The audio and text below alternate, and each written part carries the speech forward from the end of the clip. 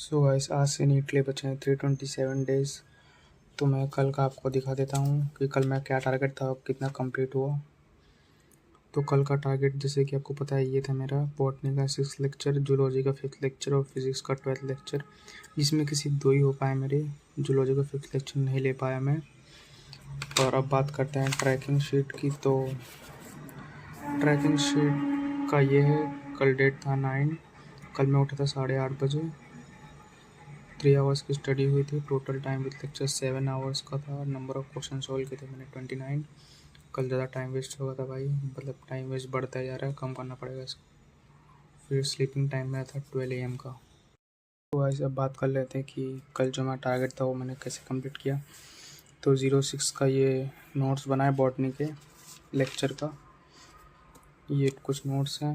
फिर लेक्चर के बाद नोट्स, इन क्लास क्वेश्चन कुछ थे नहीं इसमें, मतलब जो थे लेकिन में से बन गए थे। मैं वही लिखता हूँ जो में से नहीं बनते एक बारी में, तो उसको मैं ऐड कर लेता हूँ नोट्स में।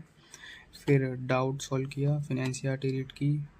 NCERT में दिखाता हूँ आपको, ये अपनी NCERT रीड की थी मैंने, सेल वॉल की। उसमें सर ने मेनली मतलब रिवीजन ही कराया था पिछले लेक्चर का, तो इसलिए सिर्फ सेल वॉल तक का इतना ही यहीं तक कंप्लीट हो पाया। और इसके भी सर ने क्वेश्चंस कराए थे जो कि में से सभी हो गए थे, तो इसलिए मैंने ऐड नहीं किया 6th लेक्चर में। और फिर DPP नहीं था उसके अंदर, होमवर्क भी नहीं था ये बॉटनी का। अब बात कर लेते हैं फिज़िक्स की। तो फिज़िक्स में 12th लेक्चर लिया था मैंने, इसके नोट्स हैं ये। अभी 6 से पढ़ रहा हूँ मैं, जैसे कि मैंने आपको बताया था मेरी प्लानिंग वाली वीडियो में। तो ये कुछ नोट्स हैं।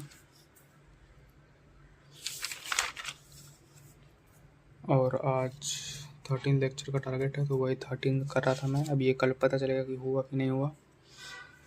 और इसमें लेक्चर, नोट्स, क्लास क्वेश्चन थे जो कि मैंने ऐड किए, जो कि मैंने दिखा दिया आपको नोट्स में। फिर डाउट लिए किए, फिर NCERT तो बेसिक्स में होती नहीं है। फिर DPPs, फिर होमवर्क। DPP होमवर्क तो नहीं था इसमें,